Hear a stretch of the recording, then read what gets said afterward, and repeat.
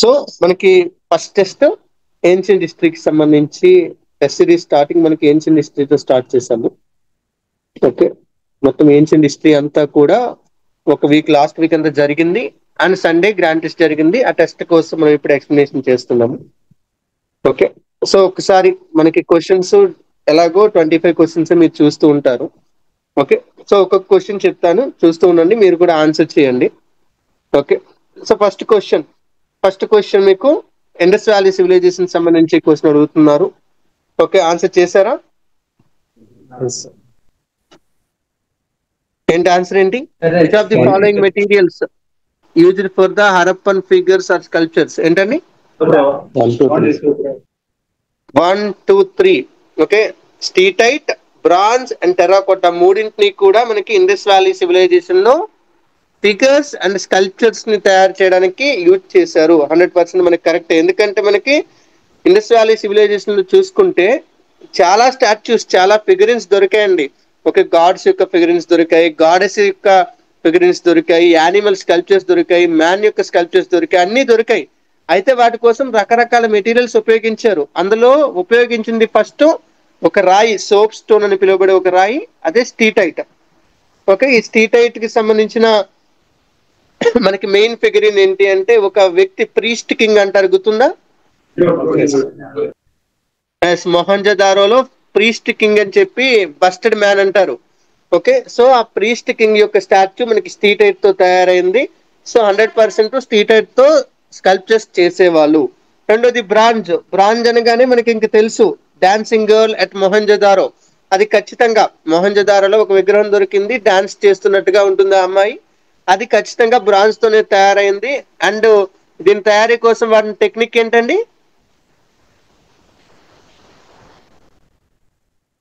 Bronze sculptures చేయడానికి వాడిన technique ఏంటి?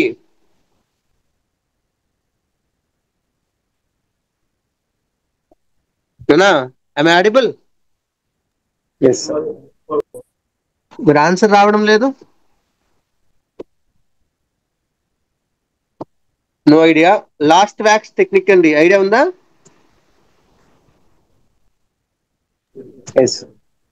Okay, lost wax technique. Wax తో ఫస్ట్ ఒక ఫిగరిన్ చేసి దాన్ని బేస్ చేసుకొని ఒక మౌల్డ్ ని తయారు చేస్తారు, అదే last wax technique. Okay, so ఈ లాస్ట్ వ్యాక్స్ టెక్నిక్ లో మనకి తయారు చేసిన బొమ్మలు చాలా ఉన్నాయి. ఓకే, యానిమల్స్ ఫిగరిన్స్ ఉన్నాయి, డాన్సింగ్ గర్ల్, ఇలా చాలా ఫిగరిన్స్ ఉన్నాయి. అందులో మోస్ట్ ఫేమస్ డాన్సింగ్ గర్ల్ మొహంజదారోలో కనిపించింది. బ్రాంజ్ అనే దాన్ని ఖచ్చితంగా వాడారు. మూడోది టెర్రాకోటా. టెర్రాకోటా అంటే మట్టే, సింపుల్ గా చెప్పంటే మట్టి, కాల్చిన మట్టి. సో మట్టితో ఫిగరిన్స్ దొరికాయి, 100% మట్టితో తయారు చేసిన ఫిగరిన్స్ దొరికాయి. ఓకే, మోస్ట్ ఇంపార్టెంట్ వన్ ఏంటంటే మనకి మొహంజదారోలో దొరికిన మదర్ గాడెస్ ఫిగరిన్ మనకి ఖచ్చితంగా మట్టితోనే, టెర్రాకోటాతో తయారు చేస్తుంది. బాణావలిలో ఒక ప్లవ్ దొరికిందండి, ఒక నాగలి దొరికింది బాణావలిలో, హర్యానాలోని బాణావలిలో. ఓకే, అది కూడా టెర్రాకోటాతో తయారు చేస్తుంది. లోతాల్లో ఒక హార్స్ లాంటి ఫిగరిన్ దొరికింది అంటున్నారు. ఓకే, అది కూడా టెర్రాకోటాతో తయారు చేసింది. సో టెర్రాకోటాని కూడా ఖచ్చితంగా వాడారు. Correct answer is 1 2 3. ఓకే, ఇంకా నెక్స్ట్ ముందుకు వెళ్ళిపోతే సెకండ్ క్వశ్చన్ మనకి ఒక స్టేట్మెంట్ ఇచ్చి ఆ స్టేట్మెంట్ ఏ కింగ్డమ్ కి సంబంధించిన అడుగుతున్నాడు. యాక్చువల్ గా ఇది ఎలా ఎందుకు పెట్టేశారో నాకు తెలియదు, కానీ మెడేవల్ ఇండియాకి సంబంధించింది మోస్ట్ గా మేజర్ గా చెప్పాలంటే. ఓకే, అయితే ఇక్కడ క్వశ్చన్ ఎలాగా వచ్చింది కాబట్టి చూడండి. ఏంటది, ఒక కింగ్డమ్ గురించి అడుగుతున్నాడు. ఈ కింగ్డమ్ వాళ్ళు ఏం చేశారంటే they accepted themselves in Mysore లో వాళ్ళ రాజ్యాన్ని స్థాపించుకున్నారు, మైసూర్ దగ్గర ప్రాంతంలో, in the beginning of the 12th century. అలాగే వీళ్ళకి ఇంపార్టెంట్ విషయం ఏం చెప్తుందంటే the temples they built at Halebidu and Belur look like lace work in a stone. అంటే స్టోన్ మీద అల్లికలు చేసినట్టుగా అంత ఈజీగా మనకి అంత అందంగా కనిపిస్తాయి హలేబిడు బేలూర్ లో ఉన్న టెంపుల్స్ అని చెప్పి చెప్తున్నారు. దీన్ని బట్టి ఆన్సర్ చెప్పొచ్చా? హోయసాలస్ అంటే మొత్తం క్వశ్చన్ అంతా చదవకపోతే, క్వశ్చన్ లో మనకి ఒక 2-3 స్టేట్మెంట్ ఇచ్చింటే మనకి అదృష్టం ఏంటంటే అందులో ఏ ఒక్కటి తెలిసినా మనం ఆన్సర్ పెట్టగలుగుతాం. ఓకే, ఇందులో మిగతా స్టేట్మెంట్స్ మీకు తెలియకపోయినా కూడా ఈ స్టేట్మెంట్ హలేబీడు బేలూరులో టెంపుల్స్ కట్టింది హోయసలాసే, అది కంపల్సరీగా మనకు తెలుసు. సో 100% హోయసలాస్కి వెళ్ళొచ్చు ఆన్సర్. ఓకే, సో 100% వెళ్ళొచ్చు. ఇక్కడ ఇంకొక స్టేట్మెంట్ కూడా ఇచ్చాడు, అది చాలా మందికి తెలీదు. Okay, a splendid example of their sculptural art is portrayed in the carving showing lord Krishna holding aloft the mountain Govardhana. కృష్ణుడు గోవర్ధనగిరిని ఎత్తుకున్నట్టుగా కనిపించే ఒక కార్వింగ్ చాలా ఇంపార్టెంట్ కార్వింగ్ అని చెప్పి చెప్తున్నారు. ఓకే, సో ఇది మనకి కనిపిస్తుందండి. ఎక్కడ హోయసలేశ్వర టెంపుల్ ఏదైతే ఉంటుందో, ఓకే, హోయసలేశ్వర టెంపుల్ హలేబిడిలో ఉంటుంది. అందులో ఈ కార్వింగ్ అంటే విగ్రహము, దాని చుట్టూ ఉన్న మొత్తం స్ట్రక్చర్స్ అన్ని కూడా కనిపిస్తూ ఉంటాయి. ఇక్కడ మనకి దీన్ని త్రిభంగ గోవర్ధనధారి కృష్ణ అని పిలుస్తామండి. త్రిభంగ గోవర్ధనధారి కృష్ణ. ఓకే, త్రిభంగ అంటే ఏంటండి?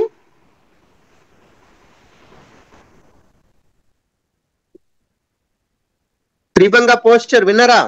గుర్తులేదా? Okay, త్రిభంగ posture. ఓకే, ఇలా ఒక మనిషి ఉంగున్నప్పుడు కాలు ఒక వైపు, నడుము ఒక వైపు, ఫేస్ ఒక వైపు ఇలా ఉంటే అదే మనకి పోస్చర్ అన్నమాట. ఆ పోస్చర్ అంటే మనిషి నిల్చుంటారు, ఆ నిల్చునే పోస్చర్ లోని ఇది ఒక రకం త్రిభంగ పోస్చర్. ఓకే, గుర్తుపెట్టుకోండి, చాలా బ్యూటిఫుల్ గా ఉంటది అన్నది. ఇది ఫేమస్ అన్నమాట. అయితే ఇదే ఇంకొక విషయం ఏంటంటే, ఇదే టెంపుల్ ఇలాగే గోవర్ధన స్టాచ్యూ అంటే కృష్ణుడు గోవర్ధనగిరిని ఎత్తి పట్టుకున్నట్టుగా ఉన్న స్టాచ్యూ మనకి మహాబలిపురంలో కూడా కనిపిస్తుంది, పల్లవ ఆర్కిటెక్చర్ లో. రిమెంబర్, ఇక్కడ ఒక దగ్గరే కాదు, మహాబలిపురంలో కూడా సేమ్ కార్వింగ్ అనేది కనిపిస్తుందండి. అది ఇంకొంచెం పెద్దది, ఇంకొంచెం డీటెయిలింగ్ గా కూడా ఉంటుందన్నమాట. ఓకే, సో ఇది హోయసలాస్ అండి. హోయసలా టెంపుల్స్ ఎప్పుడు ఫేమసే. అండ్ 2023లో ఎప్పుడైతే వాటిని వరల్డ్ హెరిటేజ్ సైట్ గా అనౌన్స్ చేశారో ఇంకా ఫేమస్ అయిపోయి. ఓకే, ఎందుకంటే 2023లో సాక్రెడ్ ఎన్సెంబుల్స్ ఆఫ్ హోయసలాస్ అని చెప్పి మొత్తం ఈ హోయసలాస్ కట్టిన 3 టెంపుల్స్ ని వరల్డ్ హెరిటేజ్ సైట్ గా రికగ్నైజ్ చేశారు.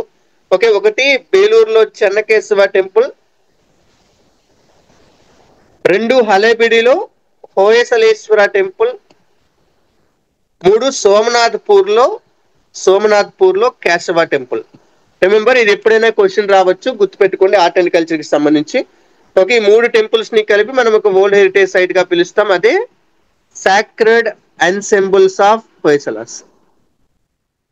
Okay, going forward, next question మనకి ఇంకా ఏన్షియంట్ లో బిగినింగ్ కి వెళ్ళిపోతుంది. ఓకే, అంటే పోస్ట్ మౌర్యన్ పీరియడ్ లో మనకి మౌర్యన్ కి గుప్తాకి మధ్యలో జరిగిన కాలం గురించి అడుగుతున్నారు. 4 స్టేట్మెంట్లు ఇచ్చారు. ఒకటో స్టేట్మెంట్ ఏం చెప్తున్నారంటే, శక ఎరా అనే దాన్ని రుద్రదమనుడు స్టార్ట్ చేశారు అంటున్నారు. కరెక్టా? ఎవరు స్టార్ట్ చేశారు? కనిష్క. ఓకే, కనిష్క అనే వ్యక్తి మనకి ఈ శక సంవత్సరాన్ని స్టార్ట్ చేశారు, శక అనే ఎరాని స్టార్ట్ చేశారు. ఓకే, సో ఇది తప్పు. రెండోది, cushion dynasty was founded by Kanishka అంటున్నాడు. కుషాన వంశాన్ని కనిష్కుడు స్టార్ట్ చేసి అంటున్నారు, అవునా? నో.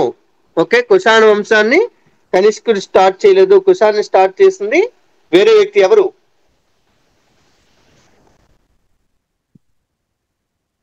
ఏమైనా పేరు మెన్షన్ చేసి పెట్టారా మనకి?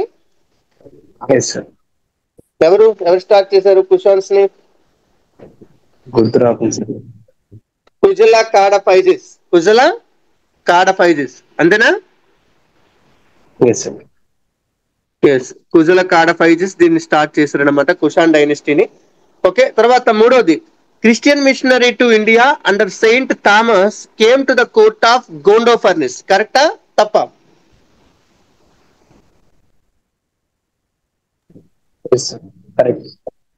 కరెక్టేనా? మనకి గోండోఫర్నిస్ అయినా పార్థియన్స్. ఓకే, పార్థియన్స్ అని చెప్పి వాళ్ళ యొక్క ఫౌండర్. వీటిని మనం పహ్లవాస్ అని కూడా పిలుస్తాము, ఇండియాలో నేటివ్ గా పహ్లవాస్ అని పిలుస్తాము. ఈయన టైంలోనే ఓకే మనకి ఎక్కడో జీసస్ క్రీస్ట్ చనిపోయిన తర్వాత అతని యొక్క 12 డిసైపుల్స్ లో ఒక డిసైపుల్ సెయింట్ థామస్ ఇండియాకి వచ్చారండి, గోండోఫర్నిస్ టైంలోనే. రిమెంబర్, అండ్ ఈ సెయింట్ థామస్ యొక్క సమాధి ఇప్పటికీ కూడా మనకి చెన్నైలో ఉంది.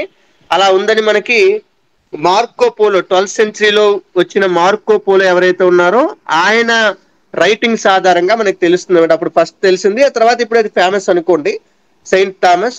సో థర్డ్ స్టేట్మెంట్ కరెక్టేనా? ఎస్. ఫోర్త్ స్టేట్మెంట్ చాలా ఈజీ స్టేట్మెంట్, ఎవరైనా చెప్తారు, ఏంటది? మియాండర్ ఎంబ్రాస్డ్ జైనిజం. కరెక్టా? ఎస్. ఓకే, మియాండర్ అనే వ్యక్తి బుద్ధిజం ని ప్యాటర్నైజ్ చేస్తారు. ఓకే, మిలింద పన్హో అని చెప్పి ఒక బుక్ ఉంటుంది మనకి. ఓకే, మినాండర్ కి అదే విధంగా నాగసేనుడికి మధ్య జరిగిన ఒక సంభాషణ అన్నమాట. పాలీ లాంగ్వేజ్ లో మనకి మిలింద పన్హో అని చెప్పి బుక్ ని రాశారు. ఇది బుద్ధిజం కి సంబంధించి, ఎందుకంటే నాగసేన అనే ఆయన ఒక బుద్ధిస్ట్ సెయింట్ అన్నమాట. ఓకే, బుద్ధిస్ట్ మాంకు మినాండర్ యొక్క కోర్ట్ లో ఉండేవారు అనమాట. So third statement wrong. అయితే ఇప్పుడు ఇందులో ఏమేమి కరెక్ట్ అండి? 1, 2 and 4 అంతేనా? ఓకే, అయితే ఇక్కడ మనకు అడిగింది ఏంటి క్వశ్చన్ లో? ఇన్కరెక్ట్. ఇదే కొంచెం ఈ టెస్ట్ సిరీస్ రాయడం వల్ల మనకి ఉపయోగం ఏంటంటే ఆ ఇచ్చిన టెర్మినాలజీని మనం కరెక్ట్ గా ఫాలో అవుతున్నామా లేదనేది కూడా తెలుస్తుంటది. ప్రతిసారి తప్పు చేస్తున్నామంటే మళ్ళీ చెక్ చేసుకోవాలి, సెకండ్ టైం చెక్ చేసుకోవాలని అర్థం. సో ఇక్కడ ఇన్కరెక్ట్ స్టేట్మెంట్స్ ఏమి ఉన్నాయి? ఓకే, 1 to 4 ఇన్కరెక్ట్, అంతే. 1 to 4 incorrect. Only third statement మాత్రమే కరెక్ట్. సారీ, థర్డ్ స్టేట్మెంట్ మాత్రమే కరెక్ట్. 1 to 4 మూడు కూడా ఇన్కరెక్ట్, అంతేనా? ఏంటండి? వాయిస్ క్లారిటీ రావడం లేదు. నాకు ఎవరిది వాయిస్ క్లారిటీ రావడం లేదండి. అందరికి అలాగే ఉందా, నా ఒక్కడికి అలా ఉందా? ఏమన్నా క్లారిటీగా ఉందా? నాకెందుకో మీ వాయిస్ లేవి క్లారిటీగా వినిపించట్లేదు. మాక్సిమం సౌండ్ పెట్టినా కూడా సౌండ్ తక్కువే వస్తుంది. ఓకే, సో ఇది క్లియర్ కదా third question? Yes. Next fourth question మనకి మగధ కింగ్డమ్ కి సంబంధించి అడుగుతున్నాడు. నందాస్ గురించి అడుగుతున్నారు. 3 స్టేట్మెంట్ ఇచ్చారు. ఈ 3 స్టేట్మెంట్ లో ఏవి కరెక్ట్ అని అడుగుతున్నారు. ఒకటి, నందాస్ టైంలో అలెగ్జాండర్ ఇండియాని ఇన్వైట్ చేశాడు, కరెక్టా?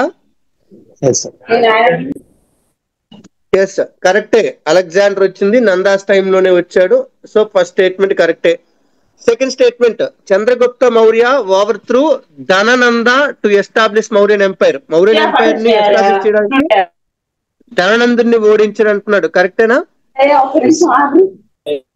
ఎవరు నన్ను నాయిస్ వస్తుంది?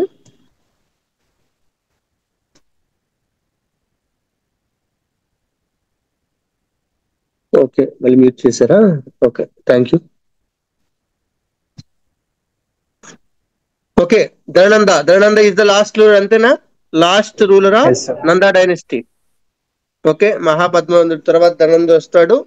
చాలా వీక్ రూలర్ అవ్వడం వల్ల ధననందుడిని చంద్రగుప్త మౌర్యుడు చాణక్యుడి సహాయంతో వార్ త్రూ చేసేస్తాడు. అక్కడతో నందా డైనస్టీ ఎండ్ అయిపోయింది. ఓకే, అదే మౌర్యన్ ఎంపైర్ కి పునాదిగా కూడా వచ్చింది.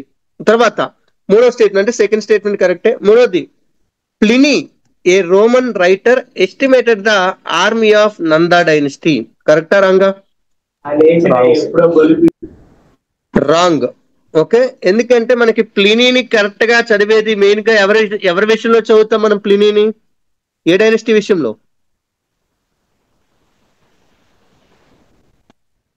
నో ప్రాబ్లం, మౌర్యన్ ఎంపైర్ విషయంలో చదువుతామండి. మౌర్యన్ ఎంపైర్ విషయంలో, ఎందుకంటే మౌర్యన్ ఆర్మీకి సంబంధించిన డీటెయిల్స్ మనకి ఎవరి అకౌంట్స్ నుంచి వస్తున్నాయంటే ప్లినీ రాసిన నేచురల్ హిస్టరీ అనే బుక్ నుంచి వస్తున్నాయండి. నేచురల్ హిస్టరీ, ప్లినీ అనే ఆయన నేచురల్ హిస్టరీ అనే బుక్ రాశారు. ఆ బుక్ లోంచి మనకి డీటెయిల్స్ అన్ని కూడా వస్తున్నాయి. సో ఇది మౌర్యన్ ఆర్మీ గురించి చెప్తుంది. చంద్రగుప్తుడు మౌర్యుడి దగ్గర ఉన్న చతురంగ బలాలు, అంటే ఇన్ఫాంట్రీ, క్యావెలరీ, ఎలిఫాంట్రీ, చేరియట్ అన్ని కలిపి 4 రకాల బలాలని వాళ్ళు మెయింటైన్ చేశారు. అవే చతురంగ బలాస్ అంటాం కదా. సో అది ప్లినీ మౌర్యన్ ఎంపైర్ గురించి చెప్పారు కానీ నందా డైనస్టీ గురించి కాదు. So third statement wrong. అంటే ఏ statement correct? 1 and 2 are correct. తర్వాత fifth question. Okay, Harappan civilisation టైంలో మనకి ట్రేడ్ గురించి క్వశ్చన్ అడుగుతున్నారండి. ఏంటంటే ఒకటి, ట్రేడ్ అనేది చాలా వరకు ఎలాంటి మనీ యూసేజ్ లేకుండా ఎక్స్చేంజ్ ఆఫ్ గూడ్స్ ద్వారానే జరిగేది, అంటే బార్టర్ సిస్టమ్ ద్వారానే జరిగేదని చెప్తున్నారు. రెండోది, హరప్పన్స్ కి సముద్రం అంటే ఏంటో తెలీదు అంటున్నారండి. ఓకే, ఏది కరెక్ట్ ఏది తప్పండి? First correct, second wrong. First correct, second one wrong. ఎందుకంటే మనకి చెప్తాం అసలు హరప్పన్స్ అంటేనే బార్టర్ సిస్టమ్. వాళ్ళకంటూ ఒక వెల్ ఎస్టాబ్లిష్డ్ కాయినేజ్ సిస్టమ్ లేదు, మనీ సిస్టమ్ లేదు, అసలు మనీ అనేది పూర్తిగా లేదు. ఓకే, ఒక మానిటరీ సిస్టమ్ ఉన్నట్టుగా ఎవిడెన్స్ కూడా మనకి ఎక్కడ కనిపించట్లేదు. సో ఫస్ట్ స్టేట్మెంట్ కరెక్టేనండి. ఓకే, వాళ్ళు బార్టర్ సిస్టమ్ ని మాత్రమే వాడారు, అంటే వస్తు మార్పిడి పద్ధతి. రెండోది, హరప్పన్స్ కి సముద్రం అంటే నాలెడ్జ్ లేదా? అరే సముద్రం అంటే నాలెడ్జ్ లేకపోతే లోటాల్ పోర్ట్ ఎక్కడి నుంచి వచ్చింది మరి? అంతే కదా. Yes. ఓకే, హరప్పా టైంలో మనకి 3 మేజర్ కోస్టల్ సెటిల్మెంట్స్ ఉండేవండి. కోస్టల్ సెటిల్మెంట్స్ 3 ఉండేవి. ఒకటి లోతాల్ ఉండేది, లోతాల్ గుజరాత్ లో ఉంటుంది, గల్ఫ్ ఆఫ్ కంబాట్ దగ్గర. అలాగే అదే గుజరాత్ లో గల్ఫ్ ఆఫ్ కచ్ దగ్గర కుంటసి అని చెప్పి ఒక సెటిల్మెంట్ ఉండేది, కుంటసి అని చెప్పి. ఇది కూడా కోస్టల్ సెటిల్మెంటే. అదే విధంగా ప్రెసెంట్ డే మనకి ఇప్పుడు గొడవలు జరుగుతున్నాయి బలూచిస్తాన్ లో. ఆ బలూచిస్తాన్ లో గ్వాదర్ పోర్ట్ దగ్గరలో western most site of the Indus valley civilization అదే సత్కజందోర్. సత్కజందోర్ డైరెక్ట్ అంటే పక్కనే, కోస్ట్ పక్కనే లేకపోయినా కోస్ట్ కి కొంత దగ్గరగానే ఉంటుంది. ఓకే, కోస్ట్ కి దగ్గరగా దస్త్ రివర్ యొక్క బ్యాంక్ మీద ఉంటుంది అనమాట. అంటే ఇది కూడా మనకి చాలా వరకు కోస్ట్ కి దగ్గరగా ఉన్నట్టుగానే లెక్కండి. బలూచిస్తాన్ లో మాక్రమ్ కోస్ట్ కి దగ్గరలో ఉంటుంది అనమాట. సో 100% ఇవన్నీ కోస్టల్ సిటీసే. ఈవెన్ గవర్నమెంట్ ఆఫ్ ఇండియా లోతాల్లో నేషనల్ మ్యారిటైమ్ హెరిటేజ్ కాంప్లెక్స్ కూడా కట్టడానికి ఇప్పుడు అప్రూవల్ ఇచ్చిందా లేదా? Yes. ఓకే, సో అంటే ఎందుకు అసలు లోతాల్లో ఎందుకు కడుతున్నారు? ఎందుకంటే అక్కడ పోర్ట్ ఉండేది. Lothal is the port city of the ఐవిసి. వాళ్ళకి సముద్రం అంటే తెలుసు ఖచ్చితంగా. So second statement wrong, first statement మాత్రమే కరెక్ట్. తర్వాత 6th వన్, సంఘం లిటరేచర్ కి సంబంధించి క్వశ్చన్ అడుగుతున్నారండి. ఓకే, సంఘం లిటరేచర్ లో మనం రకరకాల బుక్స్ ఇవన్నీ చూస్తాం, కానీ కొంచెం తక్కువగా వీటిని చూస్తాం అనమాట.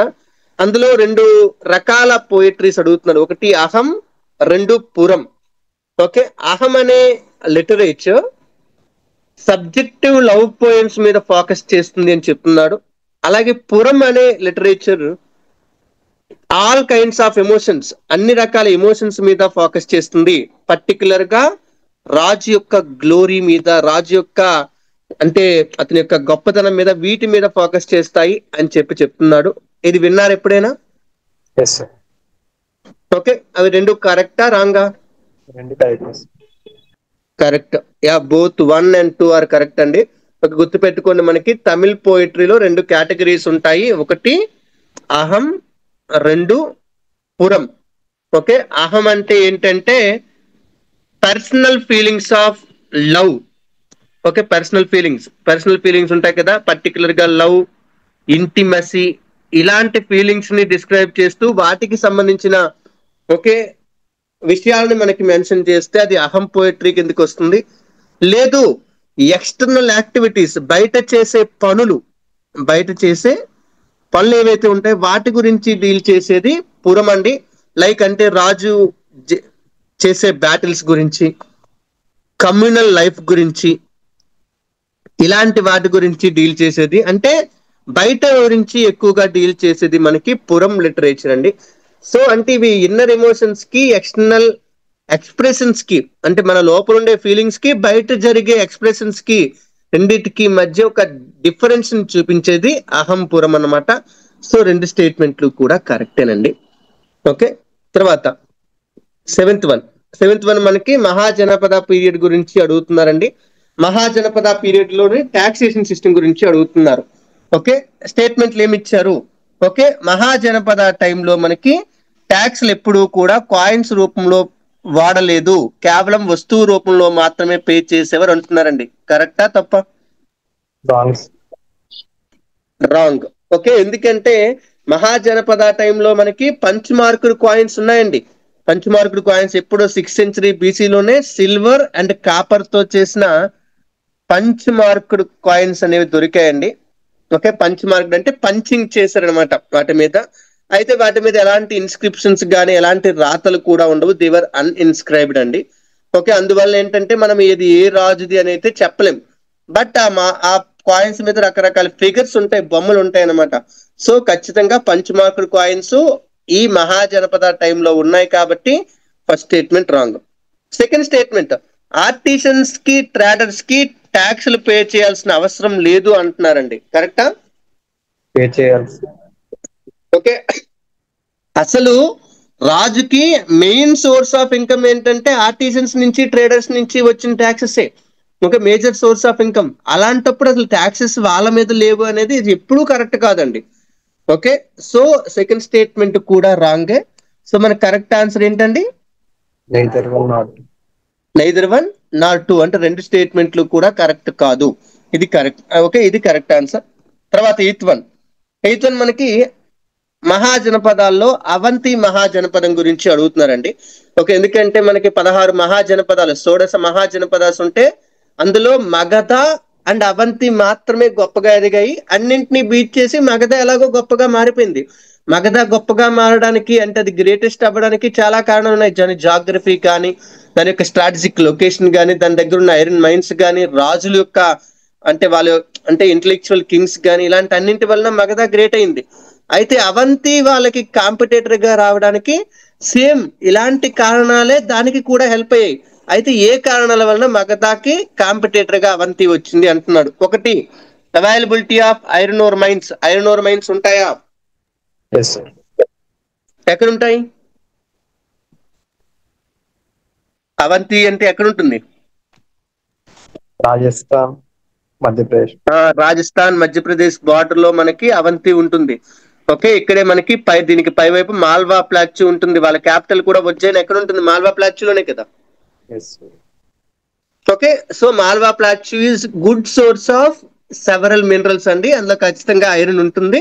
సో ఐరన్ ఓర్ మైన్స్ ఉన్నాయి. ఐరన్ ఓర్ మైన్స్ ఉండడం వలన మంచి మిలిటరీ స్ట్రెంత్ కూడా ఏర్పడింది. సో ఈ రెండు కారణాల వలన ఐరన్ ఓర్ మైన్స్, వెంటనే దాని వల్ల వచ్చిన మిలిటరీ, ఈ రెండింటి వలన కూడా అవంతి కొంచెం గొప్పగా ఎదగడానికి సహాయపడిందండి. రెండు, గంగా దోయబ్లో ఉన్న ఫెర్టైల్ ల్యాండ్స్ అంటున్నారండి. ఓకే, మంచి భూములు ఉన్నాయంట. కరెక్టా Yes, sir. రాంగా? కరెక్ట్. కరెక్టేనా? మళ్ళీ ఆలోచించండి. గంగా దోయబ్లో ఇది ఉంటుందా? మాల్వా ప్లాచ్యూకి గంగా దోయబ్కి సంబంధం ఉందా?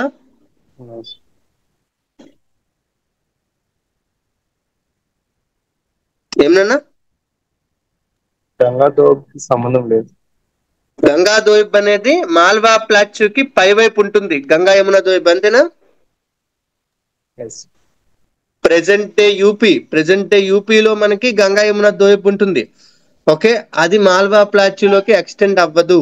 ఓకే, సో ఇక్కడ వీళ్ళకి ఫెర్టైల్ ల్యాండ్స్ ఉండవు. అసలు చెప్పాలంటే ఇన్ఫెర్టిలిటీ ఎక్కువ అనమాట. ల్యాండ్ లో అసలు సాయిల్ అసలు అంత ఎక్కువగా వ్యవసాయానికి పనికి రాదు. ఎందుకంటే మాల్వా కానీ దాని పక్కన ఉండే ప్రాంతాలు, బుందేల్ఖండ్, బాగేల్ఖండ్ ఇలాంటి ప్రాంతాలన్నీ కూడా కొంచెం డ్రై ప్రాంతాలు, అగ్రికల్చర్ కి అంతగా పనికిరాని ప్రాంతాలు అనమాట. సో సెకండ్ స్టేట్మెంట్ రాంగ్ అండి. ఓకే, తర్వాత third statement, revenue from tolls levied on movement of goods through silk route.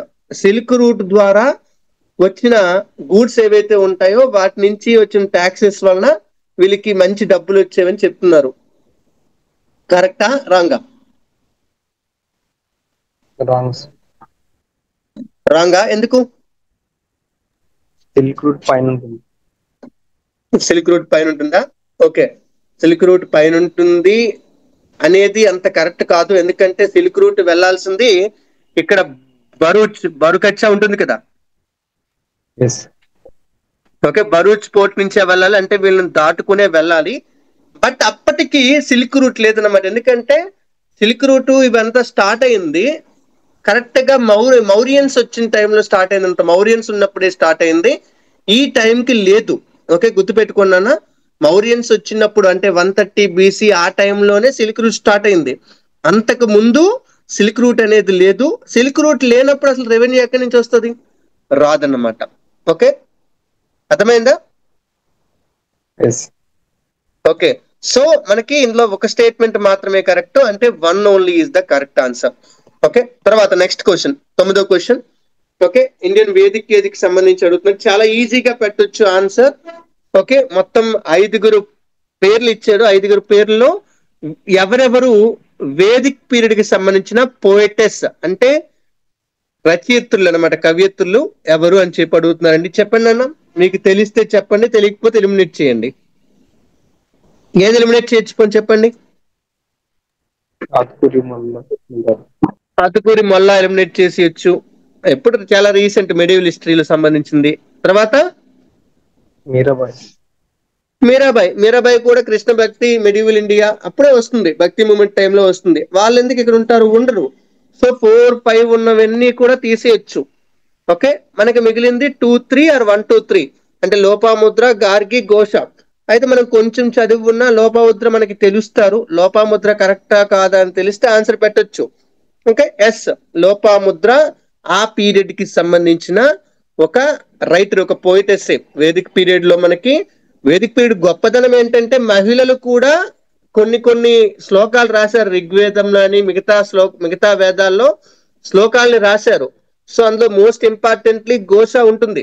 Okay, ఘోష ఋగ్వేదంలో కొన్ని శ్లోకాలని ఆవిడ రాశారు. ఓకే, పెళ్లి చేసుకోకుండా నాలెడ్జ్ కోసం అని చెప్పి పెళ్లి చేసుకోకుండా ఉండిపోయిన ఆవిడ. ఓకే, ఘోష గారికి పేర్లు మనకు తెలుసు. లోపాముద్ర కూడా ఒక ఫేమస్ పోయిటెస్ ఆ టైంలో. ఓకే, ఆవిడ అగస్త్య యొక్క వైఫ్ అన్నమాట. వైఫ్ అంటే ఎవరండి? సేగ్ అగస్త్య యొక్క వైఫ్. సో ఈ ముగ్గురు కూడా ఆ టైంకి సంబంధించిన వాళ్ళే. Correct answer is D, 1, 2, 3. ఓకేనా? ఎస్. తర్వాత 10th క్వశ్చన్. ఓకే, మనకి ఇది early Vedic period, Vedic period కి సంబంధించి అడుగుతున్నారు.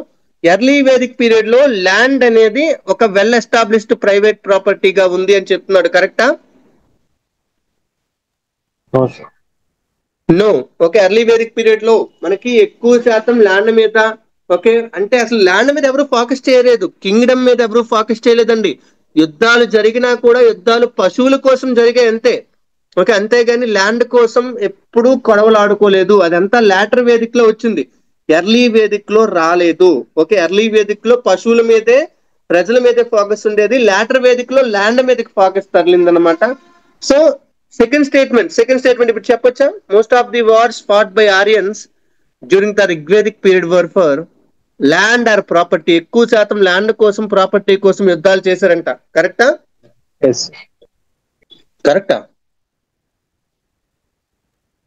క్యాటిల్ కోసం క్యాటిల్ కోసం కదా చేశారు, పశువుల కోసమే. అసలు వాళ్ళు యుద్ధాలు ఏదైనా చేశారంటే అది పశువుల కోసమే చేశారు, లేకపోతే ఇంకా ప్రజల కోసం, లేదా ఇంకా వేరే దానికోసం, అంటే వాటర్ రీసోర్సెస్, ఇలా రీసోర్సెస్ కోసం చేశారు తప్పితే ఎక్కడ ల్యాండ్ కోసం, అంటే ఈ భూమి నాది, ఈ భూమి నీది అని చెప్పి ఎప్పుడు యుద్ధం చేయలేదండి రిగ్వేదిక్ పీరియడ్ లో.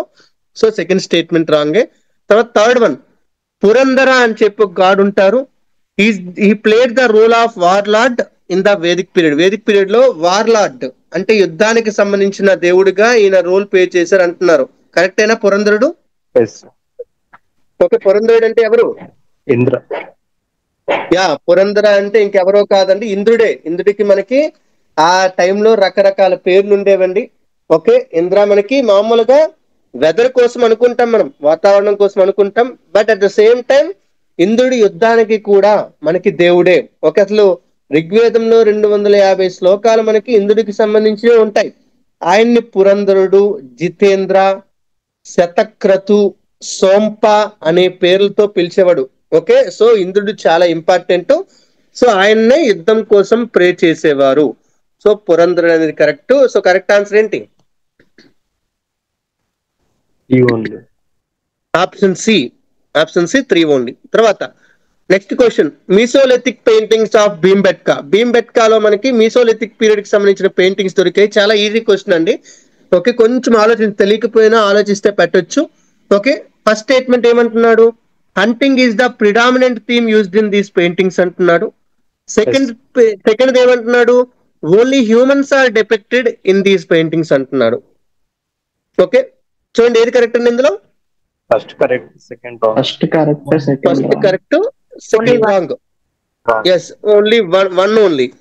ఓకే, అండ్ ఇక్కడ చాలా మందికి ఒకవేళ తెలియకపోయినా, మనకి తెలుస్తుందండి, మ్యాక్సిమం తెలుస్తుంది, తెలియకపోయినా కూడా కొంత ఎలిమినేషన్ అయితే చేయొచ్చు. ఎందుకంటే ఈ రెండు కాంట్రాడిక్టరీ స్టేట్మెంట్స్ ఒకదానికొకటి. అంతేనా? కాంట్రాడిక్టరీయా కాదా ఒకదానికొకటి? ఓకే, ఫస్ట్ కరెక్ట్ అయితే సెకండ్ రాంగ్ అవ్వాలి, సెకండ్ కరెక్ట్ అయితే ఫస్ట్ రాంగ్ అవ్వాలి. ఓన్లీ హ్యూమన్స్ నే పెయింటింగ్స్ లో చూపించుంటే హంటింగ్ ఎలా అవుతుంది? హంటింగ్ అంటే ఏదో జంతువు ఉండాలి కదా, అంతే కదా? లేదు, ఫస్ట్ కరెక్ట్ అనుకుంటే హంటింగే ఒకవేళ ప్రిడామినెంట్ థీమ్ అయి ఉంటే హ్యూమన్స్ ఒక్కలే ఎలా అవుతారు? ఏదో జంతువు లేకుండా హంటింగ్ ఎవరు చేస్తారండి? చేయలేరు. సో ఫస్ట్ సెకండ్ రెండు కాంట్రాడిక్టరీ కాబట్టి మనం ఈ రెండిట్లో ఏదో ఒకటి కరెక్ట్ అవుతుంది. ఓకే, అండ్ రెండు కరెక్ట్ అయ్యే ఛాన్స్ కూడా లేదు ఖచ్చితంగా. సో అంటే ఈ రెండు కూడా ఎలిమినేట్ చేసేయచ్చు కొంచెం ఛాన్స్ పెరిగి తెలియకపోతే. ఓకే, బట్ మనకి ఎలాగో తెలుసు కాబట్టి హంటింగే ఎక్కువగా ఉండేదని చెప్పి కనిపిస్తుంది అక్కడ క్లియర్ గా. ఒక జంతువు మీద ఒక మనిషి కూర్చొని ఒక బల్లాన్ని విసురుతుంటాడు ఇంకో జంతువు మీదకి. ఓకే, వేటాడడం చాలా ఎక్కువగా చూపించారు. ఇలాంటి టైంలో మనకి ఏంటంటే ఎప్పుడు చదవడమే కాకుండా పెయింటింగ్స్ వచ్చినప్పుడు అవి చూడడం కూడా మనకు ముఖ్యమని తెలుస్తుంది అనమాట. ఓకేనా? ఎస్. ఓకే, అలాగే భీంబెట్కా ఒక వరల్డ్ హెరిటేజ్ సైటేనా? ఎస్. ఓకే, ఏ స్టేట్ లో ఉంది Bhimbetka? Madhya Pradesh. Madhya Pradesh. Okay, rock shelters of Bhimbetka అని చెప్పి మనకి దాని యొక్క అక్కడున్న పెయింటింగ్స్ వీటన్నిటిని కూడా వరల్డ్ హెరిటేజ్ సైట్ గా కూడా రికాగ్నైజ్ చేశారు. ఓకే, సో 2003లో ఆ వరల్డ్ హెరిటేజ్ సైట్ గా రికార్డ్ చేయడం ఇదంతా కూడా జరిగింది, గుర్తుపెట్టుకోండి. ఓకే, అంటే ఒక క్వశ్చన్ వచ్చిందంటే దాన్ని మళ్ళీ ఎక్స్ట్రాగా కూడా చదువుకోవడానికి ట్రై చేయాలి, అదే మనకి మెయిన్ థీమ్ అనమాట. ఓకే, క్వశ్చన్ ఒక రివిజన్ లాగా హెల్ప్ అవ్వాలి మనకి ఏం చేసినా కూడా. ఓకే, తర్వాత నెక్స్ట్ మళ్ళీ ఇక్కడ మెడివల్ పీరియడ్ కి సంబంధించిన బిట్ వచ్చాయి. నేను మళ్ళీ ఒకసారి కంటెంట్ టీమ్ తో మాట్లాడాను. ఓకే, ఈసారి ఇంకా రిపీట్ అవ్వదు. ఓకేనా? సో మొఘల్ పీరియడ్ కి సంబంధించి క్వశ్చన్ వచ్చేసింది. మొఘల్ పీరియడ్ లో మేజర్ ఇంపోర్ట్ ఐటమ్స్ ఏంటి అంటున్నారు? Ivory, copper, saltpetre, war horses అంటున్నారు. Okay, any idea? 1 and 4 okay. ఏంటది 1 and 4? ఎస్. 1 and 4 లేదు కదా ఆప్షన్. అంటే ఆ రెండు అంతా ఐడియా ఉంది. ఓకే, 1 and 4 ఐడియా ఉందా? ఎస్, మనకి 1 and 4 కరెక్టే. 1 to 4 యాక్చువల్గా అయితే 1 to 4 correct. Salt Peter wrong, ఎందుకంటే సాల్ట్ పీటర్ ని మనం ఎక్స్పోర్ట్ చేసేవాళ్ళం. ఆ బెంగాల్ ప్రాంతం, బీహార్ ప్రాంతం నుంచి సాల్ట్ పీటర్ ని ఎక్స్పోర్ట్ చేసేవాళ్ళం అండి. అది అసలు అదొక major export. Even during the British వచ్చినప్పుడు కూడా అదొక మేజర్ ఎక్స్పోర్ట్ అన్నమాట. సో అలాంటప్పుడు సాల్ట్ పీటర్ ని మనం ఇంపోర్ట్ చేసుకోవాల్సిన అవసరం లేదు. ఓకే, సాల్ట్ పీటర్ ని మనకి గన్ పౌడర్ కోసం వీటి తయారీ కోసం వాడేవారు అనమాట. సో ఈ థర్డ్ వన్ కాకుండా ఐవరీ, కాపర్, వార్ హార్సెస్ ఇవన్నీ కూడా మనం ఇంపోర్ట్ చేసుకునే వాళ్ళం, ఎందుకంటే మన దగ్గర అంతగా లేవు కాబట్టి. అంటే కాపర్ ఉన్నా కూడా అంత ఎక్కువగా రాజస్థాన్ లో కేత్రి మైన్స్ నుంచి అంతగా ప్రొడ్యూస్ అవ్వలేదు, అంతగా మనకి తెలీదు. కొంచెం కొంచెం తెలుసు కానీ అంత ఉందని తెలీదు. సో అది కూడా ఇంపోర్ట్ జరిగేది. ఓకే, తర్వాత నెక్స్ట్ క్వశ్చన్ మనకి అశోకుడు గురించి అడుగుతున్నారండి. ఓకే, 3 స్టేట్మెంట్ ఇచ్చారు, ఏవి కరెక్ట్ అని అడుగుతున్నారు. ఒకటోది, is the first Indian king to communicate directly to the people through his inscriptions అంటున్నారండి. సెకండ్ స్టేట్మెంట్ ఎస్ కరెక్ట్ అనేది. ఎస్. ఓకే, ఇన్స్క్రిప్షన్ ద్వారా ఆయననే ఫస్ట్ టైం, అంతకు ముందు ఎవరైనా మనకి ఇన్స్క్రిప్షన్స్ వేశారా? నో. ఎవరు వేయలేదా? ఇన్స్క్రిప్షన్ లో పీపుల్ తో కన్వర్సేషన్ వచ్చింది ఫస్ట్. ఓకే, ఓకే, మనకి అంతకు ముందు ఎక్కడ ఇన్స్క్రిప్షన్స్ లేవండి. మనకి దొరికే అసలు అంతకు ముందు టైంలో దొరికే రీసోర్స్ అన్ని కూడా మాక్సిమం లిటరరీ రీసోర్సెస్ ద్వారానే మనం రికన్స్ట్రక్ట్ చేసాం. అంటే లైక్ ఎప్పుడు ఈ ఇండో గ్రీక్స్ కానీ యూచీస్ టైంలో మనకి కొన్ని లిటరరీ వర్క్స్ దొరికాయి, అవి కూడా పర్టికులర్ గా ఫారెన్ లిటరరీ వర్క్స్, అవి వాటి ఆధారంగానే మనం చెప్పామండి. ఓకే, ఇన్స్క్రిప్షన్స్ అంతగా లేవు మనకి. అలా ఇన్స్క్రిప్షన్స్ ని వేసి ప్రజలతో కమ్యూనికేట్ చేయడం స్టార్ట్ చేసింది అశోకుడే మేజర్ గా అన్నమాట. ఓకేనా? సో ఫస్ట్ స్టేట్మెంట్ కరెక్టే. Second statement okay, as usual మనం చెప్పేస్తాము. అశోక ఇన్స్క్రిప్షన్స్ కేవలం ఇండియాలో మాత్రమే కనిపించే అంటున్నాడు. కరెక్టే రాంగా? రాంగ్, ఖచ్చితంగా రాంగ్. ఎందుకంటే మనకి ఆఫ్ఘనిస్తాన్ లో కాందహార్ ఇన్స్క్రిప్షన్ ఉంటుంది కదా. ఓకే, మరి ఆఫ్ఘనిస్తాన్ లో కాందహార్ ఇన్స్క్రిప్షన్ ఉందంటే ఇది ఖచ్చితంగా రాంగ్ అవ్వాలి, అది రైట్ అయ్యే ఛాన్స్ పొరపాటున కూడా లేదు. సో ఇది తప్పే. ఓకే, తర్వాత మూడోది, along with Sanskrit, languages like Aramaic and Greek were also used on the inscriptions అంటున్నాడు. కరెక్టేనా? Yes, wrong. ఓకే, ఎందుకంటే అసలు సాంస్క్రిట్ అనే భాషను వాళ్ళు వాడలేదు, వాళ్ళు వాడేది ప్రాకృత్ అంతే. ఓకే, ప్రాకృత్ మాత్రమే వాడేవారు. అసలు అంటే ఈ సాంస్క్రిట్ అనే లాంగ్వేజ్ ని బుద్ధిజం కానీ జైనిజం కానీ ఎప్పుడు ప్యాటర్నైజ్ చేయవు, ఇంపాసిబుల్. ఓకే, ఎప్పుడో లేటర్ స్టేజెస్ లో బుద్ధిజం జైనిజంలోకి కొన్నిసార్లు సాంస్క్రిట్ వచ్చి ఉండొచ్చు, సాంస్క్రిట్ లిటరేచర్ ప్రొడ్యూస్ అయి ఉండొచ్చు. బట్ మనకి మేజర్ గా బుద్ధిస్టులు అయితే పాలి, ఓకే, జైల్లో అయితే ప్రాకృతి ఇవే వాడారు.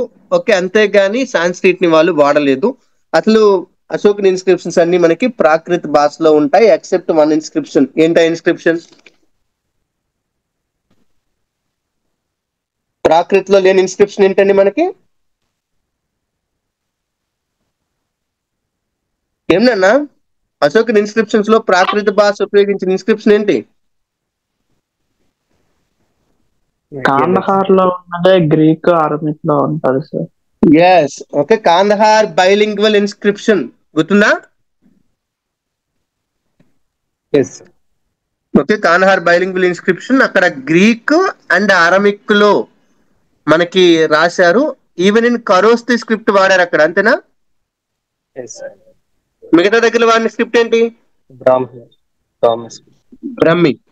ఓకే, మిగతా వాడి దగ్గర ప్రాకృత్ బ్రాహ్మిని వాడితే అక్కడ మాత్రం మనకి ఖరోస్తి స్క్రిప్ట్ లో గ్రీక్ అండ్ అరబిక్ లాంగ్వేజ్ లో రాయడం జరిగిందండి. సో ఇక్కడ సాంస్క్రిట్ అనేది అశోకుడికి సంబంధించిన లాంగ్వేజ్ కాదు. ఓకే, సో మనకి 100% క్లియర్ గా అర్థమయ్యేదేంటి? ఫస్ట్ స్టేట్మెంట్ మాత్రమే కరెక్ట్, అంతేనా? ఎస్. ఎస్. ఓకే, తర్వాత నెక్స్ట్ 14th క్వశ్చన్ మళ్ళీ ఐవీసీకి వెళ్ళిపోయింది. ఇండస్ వ్యాలీ సివిలైజేషన్ లో మనకి మెటల్ స్కల్ప్చర్స్ గురించి అడుగుతున్నారండి. ఓకే, ఒకటి first one, sand casting was the most prevalent technique used in making metal sculptures అంటున్నాడు, కరెక్టా?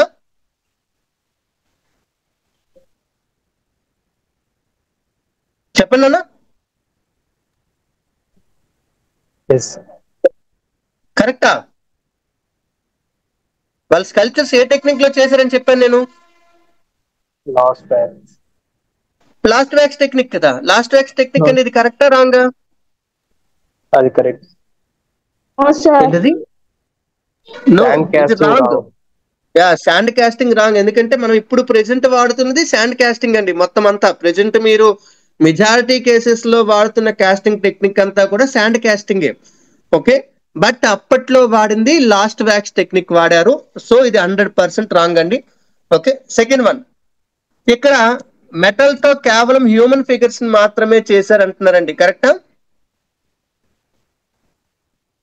No sir. No. Okay, metal తో కేవలం హ్యూమన్ ఫిగర్సే కాదు. ఓకే, ఒక బ్రాంజ్ ఏంటది మనకి డాన్సింగ్ గర్ల్ ఉంది కదా, డాన్సింగ్ గర్లే కాదు, చాలా రకాల జంతువుల యొక్క స్కల్ప్చర్స్ కూడా మనకు ఉన్నాయి. ఒక బఫెల్లో ఒక డాగ్, కాపర్ తో చేసిన ఒక డాగ్ ఉంటుంది.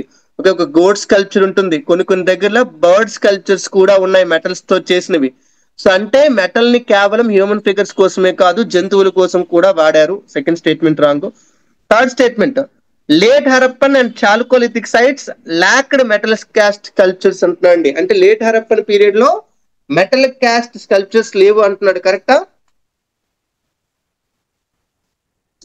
లేట్ హరప్పన్, ఎర్లీ హరప్పన్ కాదు. ఉన్నాయి. కరెక్టా రాంగా? లేట్ హరప్పన్లో ఉన్నాయి. ఓకే, ఉన్నాయండి. ఓకే, థర్డ్ స్టేట్మెంట్ కూడా రాంగ్. ఎందుకంటే లేట్ హరప్పన్ లో కూడా టెక్నిక్స్ కంటిన్యూ అయ్యాయి. ఓకే, లేట్ హరప్పన్ స్టేజ్ లో ఈవెన్ చాల్కోలిథిక్ సైట్స్ లో కూడా చాలా వరకు మెటల్ స్కల్ప్చర్స్ ఉన్నాయి, 100% ఉన్నాయి. సో థర్డ్ స్టేట్మెంట్ కూడా రాంగే. అంటే answer is none. Okay, answer is none అండి. తర్వాత నెక్స్ట్ క్వశ్చన్, 15th క్వశ్చన్ మనకి ఒక సౌత్ ఇండియన్ కింగ్డమ్, అంటే అప్పట్లో సెంట్రల్ ఇండియా సౌత్ ఇండియాను పరిపాలించిన శాతవాహన గురించి అడుగుతున్నారండి. శాతవాహనకి సంబంధించి 3 స్టేట్మెంట్స్ ఇచ్చారు. 3 ఏది కరెక్ట్ అని అడుగుతున్నారు. ఓకే, చెప్పండి. ఫస్ట్ వన్, వాళ్ళది కంప్లీట్ గా ప్యాటర్లీనియల్ స్ట్రక్చర్ అంటున్నారండి. ఇది కరెక్టా? ఓకే, కరెక్ట్ కాదు కదా. అసలు మనకు కనిపించే most important matrilinear structure Indian హిస్టరీలో చెప్పాలంటే ఎవరిది? శాతవాహనదే కదా. Okay, matrilineal. Okay, Gautamiputra Satakarni. Okay, ఇవన్నీ కూడా మనం చెప్తాం. ఓకే, గౌతమిపుత్ర శాతకర్ణి ఇదంతా కూడా మనం చెప్తాం. అది మ్యాట్రియార్కల్, మామూలుగా మ్యాట్రియార్కల్ అని చెప్పొచ్చు కొంతవరకు. ఓకే, అయితే లీనియేజ్ ప్రకారం కూడా చూసుకుంటే కంప్లీట్ గా ప్యాటర్లీనియల్ అని చెప్పలేమండి. కొన్ని కొన్ని దగ్గర మ్యాటర్లీనియల్ ఇన్ఫ్లుయెన్స్ కూడా కనిపిస్తుంది. ఓకే, సో అందుకని చెప్పి first statement wrong. Okay, next, there coinage system consisted of gold coins అంటున్నాడు. అంటే వాళ్ళ కాయిన్స్ లో గోల్డ్ కాయిన్స్ ఉండేవంట, కరెక్టేనా? గోల్డ్ కాయిన్స్ ఏమన్నా కరెక్టా రాంగా? కరెక్టే కరెక్టా? కరెక్ట్ కాదండి. ఎందుకంటే శాతవాహనాస్ వాడినవి ఎక్కువగా కాయిన్స్ కోసం వాళ్ళు వాడింది ఏంటంటే లెడ్, కాపర్, అలాగే పోర్టిన్ అని చెప్పి ఒక అలాయ్ ఉంటుంది అనమాట. ఓకే, పోర్టిన్ అని చెప్పి ఒక అలాయ్ ఉంటుంది, వాటిని వాడారు అంతేగాని గోల్డ్ కాయిన్స్ వాడలేదు. ఆ టైంలో కుషాన్స్ గోల్డ్ కాయిన్స్ వాడారు. ఓకే, ఆ తర్వాత వచ్చిన వాళ్ళు కూడా గోల్డ్ కాయిన్స్ వాడారు, బట్ వీళ్ళ టైంలో గోల్డ్ కాయిన్స్ వాడలేదు. గుర్తుపెట్టుకోండి, లెడ్, కాపర్, పోర్టిన్ అనేది ఒక ఎలాయ్ అండి, ఒక మెటాలిక్ ఎలాయ్ అనమాట. వీటిని వాడేవారు. సో సెకండ్ స్టేట్మెంట్ కూడా రాంగే. తర్వాత there official language was Prakrit అంటున్నాడు, కరెక్టేనా రాంగా? కరెక్ట్. కరెక్ట్. ఓకే, వీళ్ళు ప్రాకృత్ ని బ్రాహ్మీ స్క్రిప్ట్ లో దీన్ని అఫీషియల్ గా లాంగ్వేజ్ వాడారండి, అంతేగాని తెలుగు కాదు. తెలుగు అయితే కాదు, క్లియర్ గా గుర్తు పెట్టుకోండి. సో థర్డ్ స్టేట్మెంట్ కరెక్టే, అంటే correct answer is 3 only. Okay, తర్వాత నెక్స్ట్ 16th క్వశ్చన్ చాలా ఈజీగా సింగిల్ స్టేట్మెంట్ క్వశ్చన్ ఇచ్చాడు. బ్రాహ్మదేయ. ఓకే, బ్రాహ్మదేయ అనే దాని గురించి అడుగుతున్నాడు. ఆన్సర్ చెప్పగలరా? బ్రాహ్మదేయ అంటే ఏంటి? A kind of tax. Okay, ఏంటండి? A land allotted to build. Answer మారిపోయింది. D sir. The land allotted to build temples అంటున్నారా? లేదు సార్, D. డి అంటున్నారా? ఎందుకు 3 ఆన్సర్లు మార్చారు? అంటే కన్ఫ్యూజ్ ఉన్నాయి. కన్ఫ్యూజా? అందుకే క్లియర్ గా చదవాలి కదా. ఓకే, బ్రాహ్మదేయ అనేది మనకి మెడివల్ ఇండియాలో కనిపిస్తుందండి. మెడివల్ ఇండియాలో ఎక్కడ పడితే అక్కడ, అంటే ఈవెన్ ఏన్షియంట్ ఇండియాలో కూడా కనిపిస్తుంది, వాకాటకాస్ టైంలో కూడా కనిపిస్తుంది. మెడివల్ ఇండియాలో పర్టికులర్ గా సౌత్ ఇండియాలో చోళాస్ దగ్గర మనకి కనిపిస్తుంది అనమాట. ఏంటి బ్రాహ్మదేయ అంటే, ఈ బ్రాహ్మణ్స్ కి ఎలాంటి ట్యాక్స్ కట్టాల్సిన అవసరం లేకుండా కొన్ని ల్యాండ్స్ ని రాజు గిఫ్ట్ గా ఇచ్చేవాళ్ళు. ఆ ల్యాండ్స్ ని మనం బ్రాహ్మదేయ అని చెప్పి పిలుస్తామండి. ఓకే, ఇవి పల్లవుల టైంలో కనిపిస్తాయి, చోళా టైంలో కనిపిస్తాయి, రాష్ట్రకూట టైంలో కూడా కనిపిస్తాయి. దీని వల్లనే బ్రాహ్మణికల్ రివైవల్ జరిగింది అనుకోవచ్చు మనం. కరెక్ట్ గా చెప్పంటే మెడివల్ ఇండియాకి వచ్చేటప్పటికి బుద్ధిజం లాస్ట్ ఇట్స్ ప్రామినెన్స్ అండి. ఓకే, పాలాస్ తర్వాత ఇంకెవరూ కూడా బుద్ధిజం ని ప్యాటర్నైజ్ చేయలేదు. ఓకే, బుద్ధిజం తగ్గిపోవడానికి ఒక ప్రధానమైన కారణం ఏంటంటే రాజులు చాలా వరకు ఈ వేదిక్ రిలీజియన్ వైపు వెళ్ళిపోయారు. అందులోని బ్రాహ్మదేయాలు ఇవ్వడం వలన బ్రాహ్మిన్స్ యొక్క ప్రామినెన్స్ పెరిగింది. బ్రాహ్మిన్స్ సెల్ఫ్ సస్టైన్ అయ్యి ఇంకా రిలీజియన్ ని ప్రమోట్ చేయడానికి అవకాశం ఏర్పడింది. అందువలన శ్రమణ ట్రెడిషన్స్ అయిన బుద్ధిజం, జైనిజం మెల్లమెల్లగా కనుమరుగైపోయాయి అనమాట. ఓకేనా? ఓకే, ఇంకా బ్రాహ్మణయ్య కాకుండా ఇంకొక టర్మ్ కూడా వాడొచ్చు ఇక్కడ. ఏం వాడొచ్చు అండి? బ్రాహ్మిన్స్ కి ఇచ్చిన భూమికి ఇంకే పదాన్ని వాడొచ్చు? అగ్రహారాస్. ఓకే, బ్రాహ్మిన్స్ కి ఇచ్చిన భూమిని మనం అగ్రహారాస్ అని కూడా పిలుస్తామండి. గుర్తుపెట్టుకోండి, ఒక రాజు బ్రాహ్మణికి ఒక గిఫ్ట్ గా ఇచ్చే ల్యాండ్ ని మనం అగ్రహారం అని కూడా పిలవచ్చు. అగ్రహారం అన్న బ్రాహ్మదేయ అన్న ఒకటే మీనింగ్ వస్తుంది అనమాట. ఓకే, తర్వాత next 17th question. Okay, chalcolithic cultures ఇండియాలో చాలా దగ్గరలో ఇండిపెండెంట్ చాలుకోలిథిక్ కల్చర్స్ డెవలప్ అయ్యాయి. ఓకే, అందులో ఒక 3 చాలుకోలిథిక్ కల్చర్లు ఇచ్చి ఆ కల్చర్స్ ని మనకి నార్త్ నుంచి సౌత్ కి అరేంజ్ చేయమంటున్నారండి. అరేంజ్ చేయగలరా? పేర్లు విన్నారా? చెప్పండి, అరేంజ్ చేయండి. 1 2 3. ఆహార్, ఖాయత్, జోర్వే, మూడింటిని కూడా అరేంజ్ చేయండి అన్న. 1 2 3. ఆహార్ ఎక్కడుంది?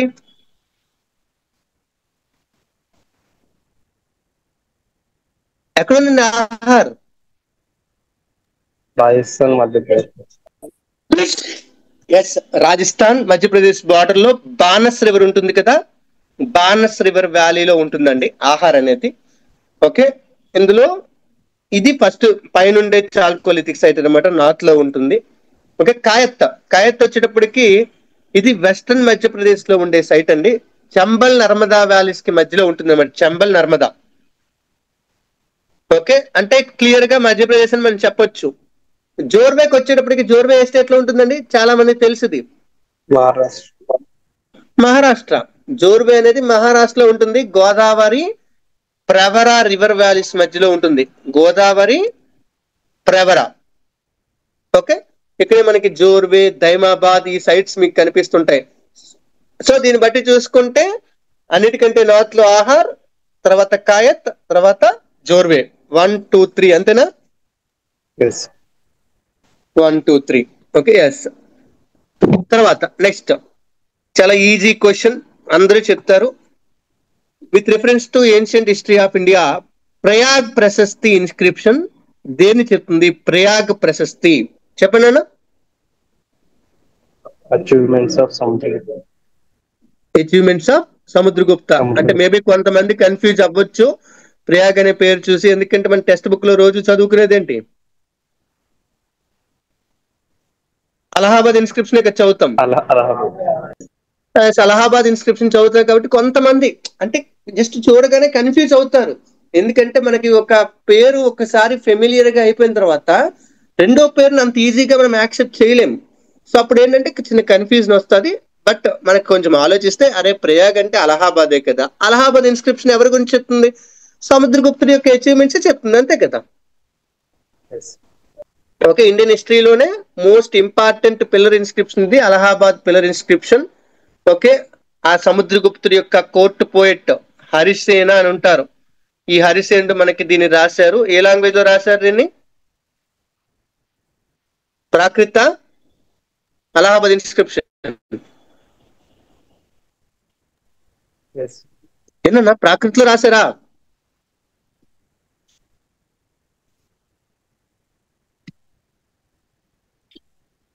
చెప్పండి, పోనీ ఏ లాంగ్వేజ్ అనుకుంటారు చెప్పండి. ప్రాకృత్ కాదు నాన్న, సాంస్క్రిట్. అలహాబాద్ ఇన్స్క్రిప్షన్ మనకి సాంస్క్రిట్ లో ఉంటుంది. సాంస్క్రిట్ లో బ్రాహ్మీ స్క్రిప్ట్ లో మనకు ఉంటుందండి. అంటే అలహాబాద్ లో అశోకుడి పిల్లర్ ఉంటుంది. ఆ అశోకుడి పిల్లర్ మీద ఈ హరిసేనుడు సాంస్క్రిట్ లో ఈ ఇన్స్క్రిప్షన్ రాయించాడు. ఎందుకంటే గుప్తాస్ మనకి హిందూయిజం అంటే వేదిక్ రిలీజియన్ లోకి వచ్చేస్తారు ఇంకా. సో అందువల్ల ఏంటంటే వాళ్ళ లాంగ్వేజ్ కూడా సాంస్క్రిట్ కి మారిపోయింది అనమాట. సో ఇక్కడ సముద్రగుప్తుడి యొక్క అచీవ్మెంట్స్, అతని యొక్క కాంక్వెస్ట్లు, అతని యొక్క డిప్లొమసీ, ఓకే, వీటన్నింటి గురించి కూడా మనకి చెప్తుంది అనమాట. ఓకేనా? తర్వాత నెక్స్ట్ క్వశ్చన్ మళ్ళీ మనకి భీంబెట్కాకి సంబంధించి క్వశ్చన్ అడుగుతున్నారు. క్వశ్చన్ ఏంటి అంటే ఒక పెయింటింగ్స్ గురించి, ఇండియాలో ఉన్న ఒక పెయింటింగ్స్ గురించి అడుగుతున్నారండి. ఏం చెప్తున్నాడు? కొన్ని పాయింట్స్ చెప్తున్నాడు. ఈ పెయింటింగ్స్ మనకి ఇండియాలో ఒక రకమైన పెయింటింగ్స్ ఉన్నాయి. ఆ పెయింటింగ్స్ చాలా వరకు మనకి భీంబెట్కా రాక్ షెల్టర్స్ లో ఉన్న పెయింటింగ్స్ లాగా ఉంటాయంట. భీంబెట్కా రాక్ షెల్టర్స్ ఇప్పుడే క్వశ్చన్ చూసాం కదా.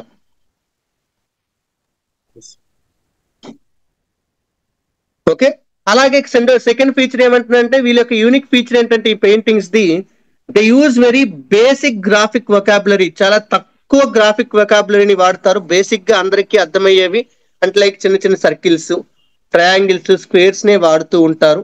ఓకే, అండ్ ఈ పెయింటింగ్స్ ఒక రెడ్ ఆకియర్ లేదా డార్క్ బ్యాక్గ్రౌండ్ మీద వేస్తారు. ఓకే, బట్ దాని మీద ఉండే షేప్స్ ఏమో వైట్ కలర్ లో ఉంటాయి అని చెప్తున్నారండి. ఓకే, అండ్ ఇవి ఎక్కువగా ట్రైబల్ ఉమెనే వేస్తారు. వెస్ట్రన్ ఇండియా అని చెప్తున్నారండి. వెస్ట్రన్ ఇండియా అని చెప్తున్నారు క్లియర్ గా. కొన్ని క్లూస్ చూడండి. ఇప్పుడు చెప్పండి, ఇది ఏ పెయింటింగ్ అండి? మనకి వర్లీ పెయింటింగ్, అంతే కదా, తిరుగు లేకుండా. ఇది మనకి వర్లీ పెయింటింగ్ కి సంబంధించిన క్వశ్చన్ అండి. ఓకే, ఎందుకంటే వర్లీ పెయింటింగ్ మనకి మహారాష్ట్ర ప్రాంతంలో కనిపిస్తుంది. ఓకే, మహారాష్ట్రలో వర్లీ ట్రైబ్ వీటిని వేస్తుంది అనమాట. ఓకే, ఒక రెడ్ బ్యాక్గ్రౌండ్ మీద వైట్ కలర్ గీతలతోనే మనకి వీటిని డ్రా చేస్తారు. ఓకే, అండ్ వీళ్ళకి భీంబెట్కా కేవ్ పెయింటింగ్స్ యొక్క ఈ ఎఫెక్ట్ కూడా ఈ పెయింటింగ్స్ మీద మనకు కనిపిస్తుంది అనమాట. సో ఇది 100% కరెక్టే. ఓకే, ఒకసారి కావాలంటే మీకు పెయింటింగ్స్ కూడా చూడొచ్చండి. ఎందుకంటే పెయింటింగ్స్ చూస్తేనే మీకు కొంచెం క్లారిటీ అయితే వస్తుంది. Okay,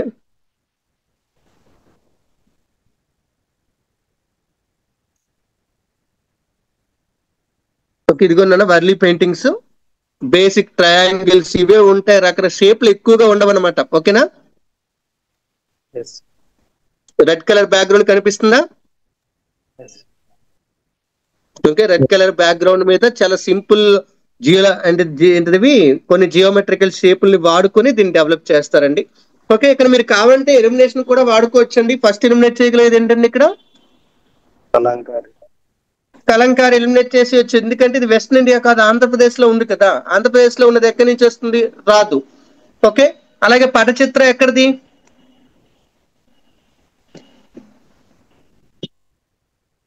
Odisha and west Bengal కి సంబంధించింది పటచిత్ర అండి. సో అది వెస్ట్రన్ ఇండియాకి వచ్చే అవకాశం లేదు. ఓకే, అలాగే గోల్డ్ అంటే ఎక్కడికి వస్తుంది? AP universe. సెంట్రల్ ఇండియానే వస్తుంది కదా gold. Yes sir. 100% gold type కానీ గోల్డ్ కానీ ఇవంతా కూడా మనకి సెంట్రల్ ఇండియాకి సంబంధించినవి. సో 100% గోల్డ్ కూడా కాదు. ఎలిమినేషన్ ప్రకారమైనా మీరు వెళ్ళొచ్చు అనమాట. అంటే ఒకటి జస్ట్ ఈ వెస్ట్రన్ ఇండియాని పట్టుకొని వెళ్ళిపోవచ్చు, ఇంకే పదాలు అవసరం లేదనమాట. ఇంకొంచెం బేసిక్ నాలెడ్జ్ ఉంటే అరే మహారాష్ట్ర, మధ్యప్రదేశ్, భీంబెట్కా దగ్గర కాబట్టి మేబీ దాని ఎఫెక్ట్ ఉండొచ్చు అన్న విధంగా ఇంకొంచెం ఆలోచించి వర్లీ అని చెప్పి పెట్టొచ్చు. ఓకే, సో ఇది 19వ question. Next question. Okay, Chandragupta 2 గురించి క్వశ్చన్ అడుగుతున్నారండి. ఓకే, 3 స్టేట్మెంట్లు ఇచ్చారు. 3 స్టేట్మెంట్లు ఏది కరెక్ట్ అడుగుతున్నాడు. ఫస్ట్ స్టేట్మెంట్ ఏంటి అంటే చంద్రగుప్తుడు నలంద యూనివర్సిటీని స్టార్ట్ చేశారు అంటున్నారు. కరెక్టా? ఎవరు స్టార్ట్ చేశారు నలంద యూనివర్సిటీని?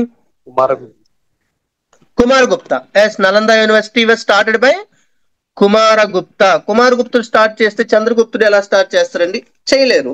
సో 100% మనకి ఇది తప్పు. ఓకే, తర్వాత second statement, he was the last ruler of the Gupta dynasty అంటున్నారు. కరెక్టా?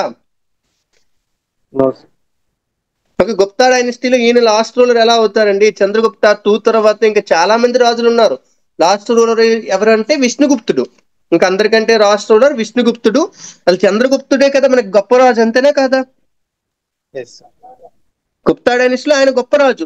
ఏమండి, ఒక గొప్ప రాజు తర్వాత డైనస్టీ వెంటనే ఎండ్ అయిపోతుందా? సడన్ గా ఎండ్ అయిపోతుందా? రాదు కదా.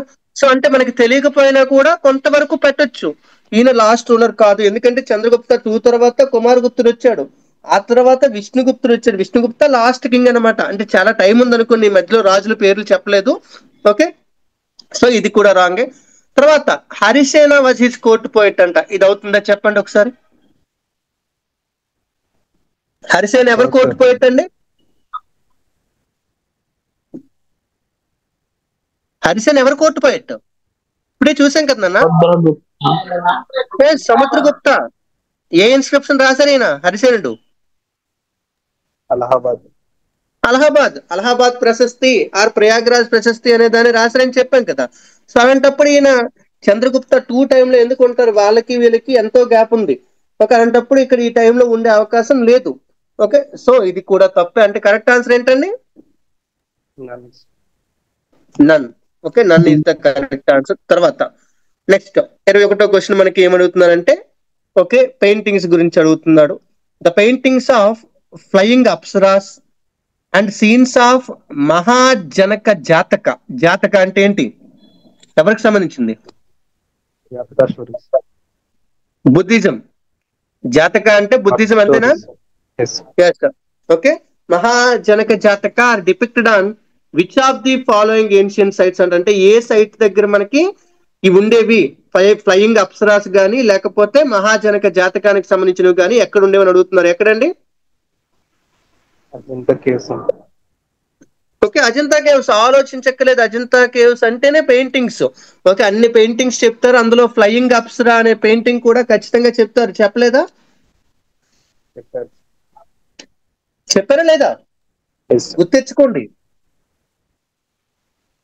ఓకే, ఫ్లయింగ్ అప్సరా పెయింటింగ్ ఖచ్చితంగా మనకి అసలు అక్కడ ఉన్న పెయింటింగ్స్ లో, అంటే ఇప్పుడు అజంతా పెయింటింగ్స్ లో పద్మపాణి పెయింటింగ్ అన్నిటికంటే ఇంపార్టెంట్, అంతేనా? ఓకే, దాంతో పాటు మనకి ఇంకా శ్రావస్తి ఇలాంటి పెయింటింగ్ ఒకటి ఉంది, శ్రావస్తి పెయింటింగ్ అంటారు. శ్రావస్తి పెయింటింగ్ తో పాటు ఫ్లయింగ్ అప్సరాస్, ఓకే, అలాగే ఉమెన్ విత్ మిర్రర్, ఇలాంటి రకరకాల పెయింటింగ్స్ మనకి అజంతా కేవ్స్ లో కనిపిస్తుంటాయి. అన్ని కూడా మొరల్ పెయింటింగ్సే.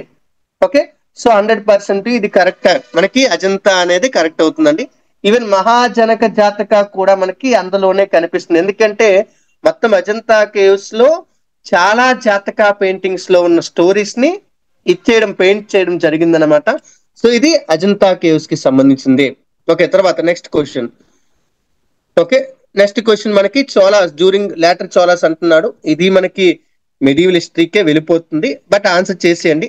ఓకే, లేటర్ చోలా టైంలో మనకి which of the following functions were performed by village assembly. Okay, అదే సభ అనేది ఏ పనులు చేసేది అని అడుగుతున్నారండి. ఓకే, ఒకటి ఫస్ట్ వన్ లోన్స్ తీసుకొచ్చేదా, విలేజ్ కోసం లోన్స్ తెచ్చేదా. 2 ట్యాక్సెస్ వేసేదా. 3 చారిటబుల్ ఇన్స్టిట్యూషన్స్ ని మెయింటైన్ చేసేదా. 4 ల్యాండ్ మీద ఓనర్షిప్ రైట్స్ ని మెయింటైన్ చేసేదా. ఓకే, 4 కరెక్టా లేకపోతే ఏది కరెక్ట్ అని అడుగుతున్నారు, చెప్పండి అన్న. 4 కరెక్ట్ అండి. 4 కరెక్ట్ అనిపిస్తున్నాయా? ఎస్.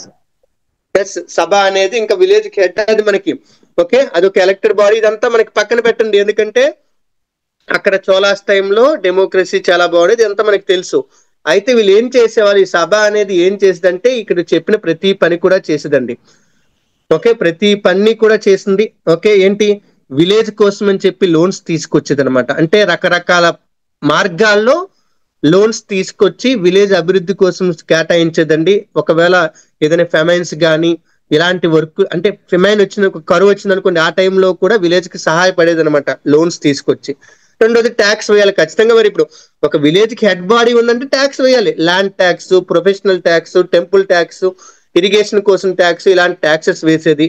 అదే విధంగా చారిటబుల్ ఇన్స్టిట్యూషన్స్ ని మెయింటైన్ చేసేదండి. ఓకే, లైక్ టెంపుల్స్ ని, లేదా వాటర్ ట్యాంక్స్ ని కానీ, లేదా కొన్ని స్కూల్స్ ని, అంటే గట్టికాస్ లాంటి వాటిని మెయింటైన్ చేసేది. ఓకే, సో ఇది కరెక్టే. అదే విధంగా ఓనర్షిప్ ఆన్ ల్యాండ్ మీద ఓనర్షిప్ ఎవరికి ఉండేది అంటే వీళ్ళకే ఉండేదండి. ఓకే, ఎవరి చేతుల్లో ఓనర్షిప్ ఉండాలి అనేది కూడా నిర్ణయం తీసుకునేది ఎవరంటే సభాయే నిర్ణయం తీసుకునేది అనమాట. ఓకే, ఎందుకంటే విలేజ్ లో చాలా వరకు కామన్ ప్రాపర్టీస్ ఉంటాయి. ఆ కామన్ ప్రాపర్టీస్ ని కాపాడడం కానీ, లేదా విలేజ్ లో ఉన్న ప్రజలకి ఇండివిజువల్ ప్రాపర్టీస్ ఉంటాయి, వాటిని కాపాడడం కూడా వీళ్ళ యొక్క బాధ్యత. సో ఇలా వీటన్నిటిని చేసే బాధ్యత సభకు ఉంది. కాబట్టి కరెక్ట్ ఆన్సర్ ఈజ్ 1, 2, 3, 4. ఓకేనా? ఎస్. ఎస్. ఓకే, ఎందుకంటే సభ గురించి ఖచ్చితంగా మనం చదువుకోవాలండి. లోకల్ గవర్నెన్స్ డ్యూరింగ్ చోళాస్ టైంలో లోకల్ గవర్నెన్స్ ఎంత ఇంపార్టెంట్ చెప్పలేం. Both for prelims and mains రెండింటికి కూడా ఇంపార్టెంటే. తర్వాత మనకి నియోలిథిక్ కల్చర్ గురించి అడుగుతుందండి. నియోలిథిక్ ఏజ్ లో 4 స్టేట్మెంట్స్ ఇచ్చారు చూడండి. Which of the following are the chief characteristics of human life in the Neolithic age. Neolithic age లో మేజర్ క్యారెక్టరిస్టిక్స్ ఏంటి అని అడుగుతున్నారండి. 5 క్యారెక్టరిస్టిక్స్ ఇచ్చారు. ఈ 5 ఏది కరెక్ట్ అని అడుగుతున్నారు. చెప్పండి అన్న, మీరు ఏది కరెక్ట్ అనుకుంటున్నారు?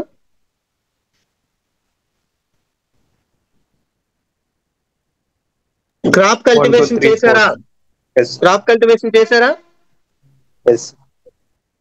ఎస్, క్రాప్ కల్టివేషన్ చేశారు. నియోలిథిక్ వాళ్ళు 100% క్రాప్ కల్టివేషన్ చేశారండి. వీట్, బార్లే, రైస్ లాంటి వాటిని పండించారండి. సో అది కరెక్టే. రెండోది యానిమల్ హస్బెండరీ చేశారా?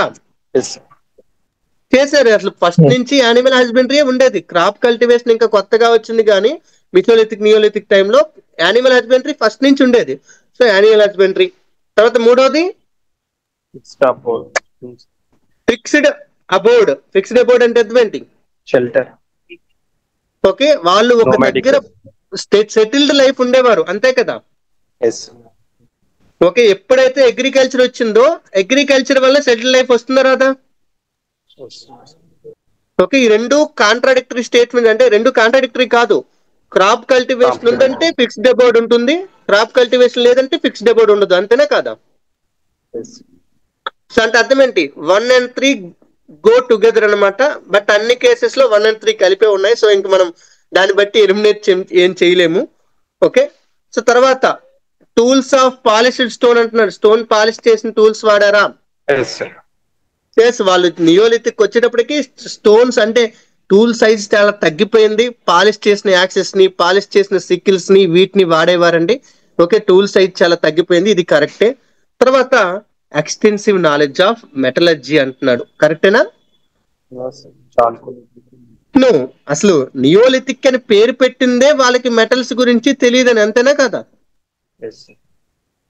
ఓకే, లిథిక్ ఏజ్ అంటేనే ఎక్కువ శాతం ప్రజలు లిథిక్ అంటే స్టోన్ తో తయారు చేసిన టూల్స్ ని, యుటెన్సిల్స్ ని వాడితే దాన్ని మనం లిథిక్ ఏజ్ అంటాం. పేలియోలిథిక్ అయినా, మీసోలిథిక్ అయినా, నియోలిథిక్ అయినా. ఓకే, చాల్కోలిథిక్ అంటే అర్థం ఏంటి? బోత్ మెటల్ అండ్ స్టోన్, అంతే కదా? కాపర్ ని, స్టోన్ ని రెండింటిని కలిపి వాడారు. అంటే ఇక్కడ మనకి నియోలిథిక్ లో మెటల్ ని వాడలేదు. మెటల్ వాడకపోతే మెటలర్జీ ఎలా తెలుస్తుందండి? తెలీదు. సో 5ని మనం ఫస్ట్ ఎలిమినేట్ చేసుకోవచ్చు ఈజీగా. సో కరెక్ట్ ఆన్సర్ ఏంటండి? 1, 2, 3, 4 అంతేనా? Yes. 1 2 3 4 is the correct answer. Yes. Next మనకి కొన్ని రాజ్యాలు వాటి యొక్క క్యాపిటల్ సిటీస్ ఇచ్చండి. కొన్ని మొత్తం షోడశ మహాజనపదాస్ లో కొన్ని ఒక 4 మహాజనపదాలు ఇచ్చి వాటి యొక్క క్యాపిటల్స్ ఇచ్చారు. ఓకే, అందులో ఎన్ని కరెక్ట్ గా మ్యాచ్ చేయబడిన అడుగుతున్నారు. చూడండి ఒకసారి. ఫస్ట్ వన్ అంగా క్యాపిటల్ చెంపా అంటున్నారు. కరెక్టా? Yes. కరెక్టేనా? Yes, sir.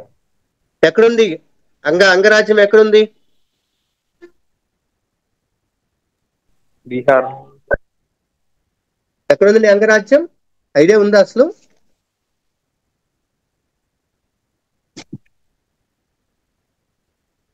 No idea? No, sir. No. Okay, నాకు అంత ఐడియా లేదు, చూస్తాను. అంగరాజ్యం ఓకే, బీహార్ లో ఉండేది. బీహార్ వెస్ట్ బెంగాల్ లో ఉండేదంట. కరెక్టే. వజ్జి వైశాలి కరెక్టేనా? Yes sir. Yes, sir. Okay. తర్వాత అవంతి కౌశాంబి No, sir. కరెక్టా రాంగా? సార్ ఉజ్జయిన్. ఓకే, అవంతికి క్యాపిటల్ ఉజ్జయిన్. ఇప్పుడే మనకి తొలి క్వశ్చన్ కూడా వచ్చింది కదా ఒకటి అవంతి గురించి. ఓకే, కౌశాంబి ఎవరి క్యాపిటల్ అండి? వత్స. వత్స మహాజనపదానికి క్యాపిటల్ కౌశాంబి, అంతేగాని అవంతి క్యాపిటల్ ఉజ్జయిని. సో ఇది 100% మనకి తప్పు. ఓకే, మగధ క్యాపిటల్ రాజగృహేనా? Yes, sir. ఓకే, తర్వాత మనకి పాటలీపుత్రంకి మారినా కూడా ఫస్ట్ క్యాపిటల్ రాజగృహ కదా. సో రాజగృహ కరెక్టే. సో అంటే కరెక్ట్ గా మ్యాచ్ చేయబడినవి ఏంటండి? 1 2 4. 1 2 4 are correctly matched. Okay, yes.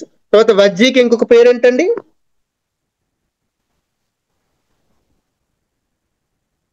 వజ్జీకి ఇంకేమైనా పేరుందా? Yes. ఐడియా ఉందా? లిచ్చావి. Yes. ఓకే, వజ్జీని ఇంకొకటి లిచ్చావి అంటారు. లిచ్చావి మనకు ఉంటది కదా, మగధాకి లిచ్చావికి మధ్య రిలేషన్ కూడా ఉంటుంది కదా, మ్యాట్రిమోనియల్ అలయన్స్. Yes. అంతే. లిచ్చావికి చెల్లన ఎవరు ఉంటారు కదా, ప్రిన్సెస్. Yes, sir. ఓకే, చెల్లనని ఎవరు పెళ్లి చేసుకుంటారు? ఎవరు చేసుకుంటారండి? బింబిసార్ అనుకో. Yes, the great Bimbisara. Haryanka డైనిస్టీలో గ్రేటెస్ట్ రూలర్ బింబిసార ఈయన పెళ్లి చేసుకుంటాడు. సో వజ్జాని లిచ్చావి అంటారు. వీళ్ళకి మ్యాట్రిమోనియల్ రిలేషన్స్ ఉండేవి.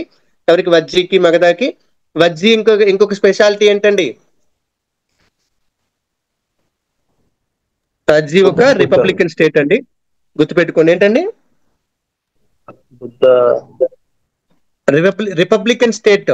ఓకే, ఆ టైంలో మహాజనపదాస్ లో మల్లా అండ్ వజ్జీ ఈ రెండు కూడా రిపబ్లికన్ స్టేట్స్, గుర్తుపెట్టుకోండి ఇది కూడాను. ఓకే, ఇది క్లియర్ నానా? అర్థమవుతుందా? Yes, sir. Okay, and final question, 25th question. Which of the following statement regarding the Gupta period was not correct? Correct కాదు అని చెప్తుందండి. 4 స్టేట్మెంట్లు ఇచ్చాడు. ఓకే, ఒకటి, the position of women became measurable అంటున్నాడు. ఉమెన్ యొక్క పొజిషన్ చాలా మెజరబుల్ గా అయిపోయింది అంటున్నాడండి. కరెక్టా? Yes, sir. కరెక్టా? Correct. కరెక్ట్ కాదండి. ఉమెన్ స్టేటస్ తగ్గింది, గుర్తుపెట్టుకోండి. ఓకే, ఉమెన్ స్టేటస్ తగ్గింది, కానీ మెజరబుల్ అనేది కరెక్ట్ కాదు. మరీ దారుణంగా అంటే పూర్తిగా నాశనం అయిపోయింది అనేది కరెక్ట్ కాదనమాట. ఎందుకంటే కొన్ని నెగిటివ్స్ వచ్చినప్పటికీ కూడా కొన్ని పాజిటివ్స్ ఇంకా, అంటే స్త్రీలకి ఇంకా కొంత స్టేటస్ అయితే మెయింటైన్ అయ్యింది అనమాట. ఓకే, సో అందువల్ల మనం ఇది కరెక్ట్ అని క్లియర్ గా చెప్పలేము. స్టేటస్ తగ్గింది అంతే, అంతేగాని మిజరబుల్ అని చెప్పి చెప్పలేము. ఓకే, ఎందుకంటే ఈ టైంలోనే స్త్రీ ధర్మం అనేది ఒకటి ఫేమస్ అయింది. అంటే ఉమెన్ కి ఒక డివోటెడ్ వైఫ్స్ గా ఉండాలి. ఓకే, ఇలా కొంచెం ఫేమస్ అయింది. ఉమెన్స్ కి కొన్నిసార్లు స్టేటస్ పెరిగింది కూడాను. సో 100% ఉమెన్ యొక్క స్టేటస్ మెజరబుల్ గా మారింది అనేది తప్పు అన్నమాట. సెకండ్, క్యాస్ట్ సిస్టమ్ రిజిడ్ గా మారింది. కరెక్టేనా? Yes, sir. Caste system rigid గా మారిందండి. ఎందుకంటే ఈ మౌర్యాస్ తర్వాత వచ్చిన శాతవాహనాస్ గాని, గుప్తాస్ గాని, లేదా వాకాటకాస్ గాని, వీళ్ళందరూ ఏంటి అంటే వర్ణాశ్రమ ధర్మాలని కాపాడాలి అనుకున్నారు. అంతేనా కాదా? Yes. ఓకే, వర్ణాశ్రమ ధర్మాలని కాపాడడం రాజు యొక్క ప్రధానమైన బాధ్యత అని చెప్పేవాళ్ళు. సో వర్ణాశ్రమ ధర్మం అంటే అందులో వర్ణం అంటే ఏంటి? Yes. Caste system. So caste system rigid గా మారింది, ఇది కూడా కరెక్టే. ఓకే. మూడోది scientific fervour underwent drastic reduction under the Guptas. Okay, అంటే సైంటిఫిక్ అచీవ్మెంట్స్ తగ్గాయి, సైంటిఫికల్ గా ఎలాంటి అచీవ్మెంట్స్ జరగలేదు అని చెప్తున్నారండి. కరెక్టా? No, sir. ఓకే, అది ఎలా అవుద్ది? కరెక్ట్ కాదు. ఎందుకంటే ఆర్యభట్టియం రాశాడు, వరహమిహిరుడు ఆస్ట్రాలజీకి సంబంధించిన బుక్కులు రాశాడు, సుశ్రుతుడు, చరకుడు మెడికల్ కి సంబంధించిన బుక్స్ రాశారు, అంతేనా కదా? నవరత్న అందరూ మరి ఉన్నారా లేదా? No, sir. ఏమన్నా కాదా? Yes, sir. ఓకే, మరి ఇవన్నీ ఉన్నప్పుడు మరి సైంటిఫికల్ గా పెరిగిందని అనుకోవాలా, తగ్గింది అనుకోవాలా? పెరిగిందని. ఓకే, పెరిగింది. సైంటిఫిక్ టెంపర్ అంతా కూడా, సైంటిఫిక్ ఫర్వర్ అనేది పెరిగింది. అసలు ధన్వంతరి నిఘంటు రాశాడు, మెడికల్ డిక్షనరీ రాశాడు, ఆర్యభట్ట సూర్య సిద్ధాంతం రాశాడు ఆస్ట్రానమీకి సంబంధించి. ఓకే, అలాగే ఇంకా వరాహమిహిరుడు రాశాడు. ఓకే, సుశ్రుత సంహిత అనే బుక్ రాశాడు. అసలు ప్రపంచంలోనే సర్జరీ మీద రాసిన ఫస్ట్ బుక్ అది మనకి. ఓకే, సర్జరీ గురించి అప్పట్లోనే సుశ్రుతుడు చెప్పాడు. సో అలాంటప్పుడు సైంటిఫిక్ ఫర్వర్ పెరిగింది తప్ప తగ్గింది అని చెప్పడానికి వీల్లేదు. అలాగే వరాహమిహిరుడు బృహత్ సంహిత అనే బుక్ రాశాడు. ఇది ఒక ఇండియన్ సైన్సెస్ కి సంబంధించి ఒక ఎన్సైక్లోపీడియా లాంటిది. ఓకే, అలాగే బ్రహ్మగుప్తుడు ఖండ అనే బుక్ రాశాడు. ఈయన్ని ఇండియన్ న్యూటన్ అంటారు. బ్రహ్మగుప్తుడిని న్యూటన్ తో పోల్చారంటే మరి సైన్స్ పెరిగినట్టే కదా. Yes. So third statement wrong కదా. Yes. ఓకే, అలాగే there was less or no state interference in the individuals life అంటున్నాడు. కరెక్ట్ అండి. గుప్తా అడ్మినిస్ట్రేషన్ చాలా వరకు డీసెంట్రలైజ్డ్ అడ్మినిస్ట్రేషన్ అండి. లోకల్ సెల్ఫ్ గవర్నమెంట్ ఉండేది, విలేజ్ అసెంబ్లీస్ ఉండేవి, ఇవన్నీ ఉండేవి. ఓకే, అలాగే స్టేట్ అంటే గుప్తులు ప్యాటర్నైజ్ చేసింది హిందూయిజం, అదే వేదిక రిలీజియన్ అయినా కూడా వాళ్ళు రిలీజియస్ ఫ్రీడమ్ ఇచ్చారు, కల్చరల్ ఫ్రీడమ్ కూడా ఇచ్చారు. అంటే అంత ఎక్కువగా ఇంటర్ఫియర్ అవ్వలేదు. ఓకేనా? Yes, sir. Yes. So 25th question కూడా అయిపోయింది. అంటే మనకి టైం 1 గంట 10 నిమిషాలు అయింది, అంతేనా? Yes, sir. Okay, yes. ఇవాళ కొంచెం సెషన్ లేట్ గా అయింది. నెక్స్ట్ టైం మనకి సెషన్ అంటే డేట్ కూడా లేట్ అయింది. మాక్సిమం నెక్స్ట్ టైం మనకి సండే ఎగ్జామ్ అయితే సండే గానీ మండే గానీ మాక్సిమం కండక్ట్ చేస్తాం సెషన్. టైం కూడా నేను ఇన్ఫార్మ్ చేస్తాను, గ్రూప్ లో ఇన్ఫార్మ్ చేస్తాను. ఓకే, ఇది క్లియర్ కదా? ఇంతవరకు రివిజన్ కరెక్ట్ గా అయిందా మీకు? Yes. Okay, Yes, sir. వదలకండి, మర్చిపోకండి, ఎప్పటికప్పుడు చదువుతూ ఉండండి. ఇప్పుడు ఏన్షియంట్ హిస్టరీ, మెడివల్ హిస్టరీ అంటే మొత్తం హిస్టరీలో అన్ని పార్ట్స్ అయ్యాక మళ్ళీ హిస్టరీ గ్రాండ్ టెస్ట్ అవుద్ది, అప్పుడు మళ్ళీ ఏన్షియంట్ చదవాలి, అంతేనా? Yes, sir. సో చదువుతూ ఉండండి, చాలా క్లియర్ గా చదివితే మొత్తం అంతా బాగుంటుంది. అంటే మనకి 26th లో అటెంప్ట్ చేసేటప్పుడు బెస్ట్ గా అటెంప్ట్ చేయడానికి అవకాశం ఉంటుంది అనమాట. Okay, practice makes man perfect అని ఊరికే అనలేదండి. ఎక్కువ క్వశ్చన్స్ ప్రాక్టీస్ చేయండి. వీక్ లో ప్రతిరోజు జరుగుతున్న క్వశ్చన్స్ కూడా ప్రాక్టీస్ చేయండి, బాగుంటుంది. ఓకేనా? Yes, sir. ఎస్ నాన్న. ఓకే, సో ఇది ఇవాళ సెషన్ అండి. ఇక్కడితో మీకు సెషన్ కంక్లూడ్ చేస్తున్నాను. ఓకే, సారీ కొంచెం లేట్ అయింది, పర్వాలేదు, నో ప్రాబ్లం. దానికి చదువుతూ ఉండండి, కరెక్ట్ గా డైలీ టెస్ట్లు కరెక్ట్ గా చదవండి, వీక్లీ టెస్ట్లు కూడా కరెక్ట్ గా రాయండి. ఓకే, అన్ని అంటే డైలీ వదిలేసి మళ్ళీ వీక్లీ కాదు, డైలీ చదువుతుండండి, డైలీ రాయండి, వీక్లీ కూడా రాయండి. అన్ని రాస్తూ ఉంటే నెంబర్ ఆఫ్ క్వశ్చన్స్ మనకి ప్రాక్టీస్ చేసే క్వశ్చన్స్ పెరుగుతాయండి. ఎప్పుడైతే మనం ప్రాక్టీస్ చేసే క్వశ్చన్స్ పెరుగుతున్నాయో మన యాక్యురసీ పెరుగుతుంది, మన యొక్క అనలిటికల్ పవర్ పెరుగుతుంది. గుర్తుపెట్టుకోండి, ఎందుకు చెప్తున్నానో అర్థం చేసుకోండి. ఓకేనా? Yes. Yes. ఓకే నాన్న, thank you, bye bye. Any doubts? No, sir. No. Okay, bye bye.